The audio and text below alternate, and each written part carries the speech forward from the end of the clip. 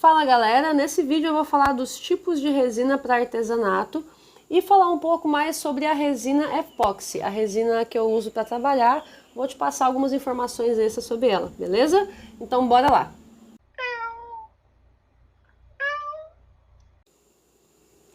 Então a gente tem para artesanato, a gente tem basicamente três tipos de resina no mercado. A gente tem a resina cristal poliéster, que é essa aqui que vem também com o catalisador. Assim como a resina epóxi, você mistura o catalisador na resina, certo? Essa resina poliéster, ela tem o cheiro mais forte e ela é mais agressiva à pele, certo? Eu nunca usei, mas pesquisei um pouco sobre e obtive essas informações. Ela também é um pouco mais barata do que a resina epóxi. A resina UV é a resina ultravioleta. Por que é UV?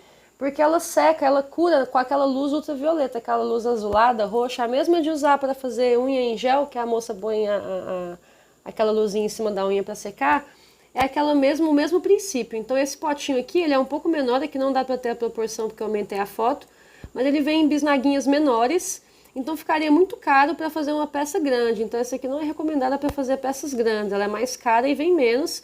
Ela é recomendada mais para fazer colagem de algum detalhe, alguma decoração que você quer colar. Você põe uma gotinha lá, um pinguinho de resina UV, coloca a luz UV para secar, pode ser em lanterna ou aquela cabine, e aí vai colar a sua peça, certo? E a última aqui, que é a que eu uso, a resina epóxi, que ela também vem com o endurecedor. A proporção geralmente é metade de endurecedor para o tanto de resina que você colocar, certo? Enquanto esse aqui de poliéster é menos, é 1%, 2%, 3%, depende do fabricante. Então a resina epóxi geralmente é 50% de endurecedor para o tanto de resina. Então vamos ver agora um pouco mais sobre a resina epóxi. A resina epóxi ela pode variar de acordo com a sua viscosidade e de acordo com a espessura da sua peça. O que é a viscosidade? A viscosidade é o quão líquido ou quão pastosa é a resina. Então a gente tem a resina de baixa viscosidade, que ela é uma resina mais líquida, e a gente tem a resina de alta viscosidade, que é uma resina mais cremosa. Eu já usei das duas, usei de três tipos na verdade, usei a de baixa, de média e a de alta viscosidade. Eu fiquei mais entre a baixa viscosidade e a média viscosidade, por quê?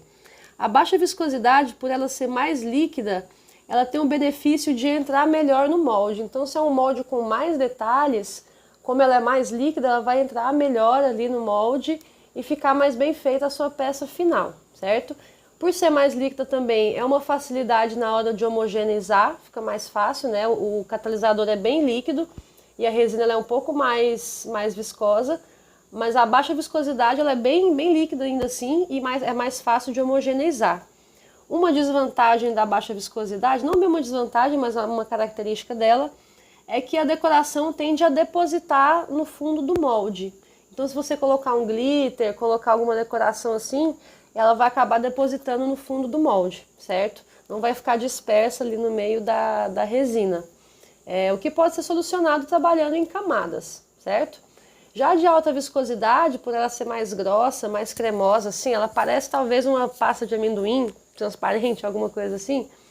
Então ela segura mais a decoração, ou seja, a decoração não fica no fundo do molde da peça, né? Mas ela é mais difícil um pouco de pesar, cai uns pedaços maiores assim, é mais difícil de pesar e mais difícil de homogeneizar também, porque o catalisador continua sendo bem líquido e a resina é mais espessa. Então é mais difícil de homogeneizar. A de média viscosidade, né, como o nome já diz, ela é um meio termo entre a baixa e a alta. E eu gostei bastante de trabalhar com ela também. Mas para quem está começando a baixa viscosidade, pode ser mais interessante pelas questões que eu falei da praticidade de misturar e de entrar melhor no molde. Em relação à espessura, a espessura da peça que você vai fazer. A gente tem peça de baixa espessura, que vamos botar aí até 1 centímetro mais ou menos de espessura. E peças de alta espessura, que seria de mais de 1 centímetro, né? Então, tem resinas mais específicas para alta espessura, que você pode fazer camadas assim de 5 centímetros, por exemplo, e resinas de baixa espessura, que são para camadas mais finas, para peças de bijuteria, chaveiro, essas peças menores, um cinzeiro. Não é para peças de 5 centímetros, 3, 4 centímetros. Então, se você quiser fazer uma peça mais espessa com a resina de baixa espessura, trabalha em camadas. Vocês fazem uma camada, espera ela secar e faz a outra camada em cima. Se for resina transparente da mesma forma, não vai ficar a divisão, uma linha de divisão na peça. Você pode trabalhar dessa forma, ok? A que eu uso é a de baixa espessura, porque as peças que eu faço não são peças muito grossas e tudo mais. Então eu uso de baixa espessura, serve para o trabalho que eu faço. Vamos falar um pouco agora sobre o catalisador. O que é esse catalisador? O catalisador é uma substância que acelera algum processo, que catalisa algum processo. Então, a partir do momento que você coloca o catalisador junto com a resina, começa uma reação química que leva ao endurecimento da resina. Ela não endurece de uma hora para outra, mas se você fizer a mistura, você vai ver que em alguns minutos, aproximadamente 10 ou 15 minutos, como eu coloquei aqui, você já começa a perceber uma diferença na viscosidade dela. Começa a grudar mais, começa a ficar mais densa, meio que parecendo um doce de leite, assim, uma pasta de amendoim, como eu disse. Então esse catalisador inicia esse processo.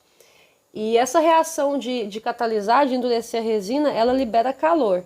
Então, sabendo disso, que a partir do momento que você coloca o catalisador, você tem um certo tempo para trabalhar com a resina, senão ela endurece. E sabendo que essa reação libera calor e que o calor faz endurecer mais rápido, eu vou dar a dica de nunca prepare uma quantidade muito grande de resina, certo? Se você for tingir a resina em vários potes, for fazer camadas, ou for demorar por algum motivo para utilizar aquela resina, faça parcelado, divida em 2, 3 vezes e vai fazendo parcelado, porque se tiver uma grande quantidade de resina no seu potinho que você está fazendo a mistura, ela vai começar a endurecer e vai gerar calor, que vai endurecer mais rápido ainda a resina e você vai perder material, certo? E a mesma coisa, não fazer camada grossa, porque se você fizer a camada grossa, vai esquentar demais a resina durante o processo de cura e vai estragar seu molde e a sua peça, certo? Então as dicas aqui são não fazer a resina em grande quantidade, certo? Se você for demorar para usar, e não fazer uma grande espessura, fazer uma peça muito grossa com a resina de baixa espessura. Faça camadas, ok? Então é isso, pessoal. Vou colocar mais algumas dicas de e algumas dicas de ouro aqui para trabalhar com resina epóxi, como eu já disse em outros vídeos aqui. Evite preparar resina em dias úmidos e frios. A resina epóxi não gosta de umidade, certo? Tempo seco e quente é o melhor.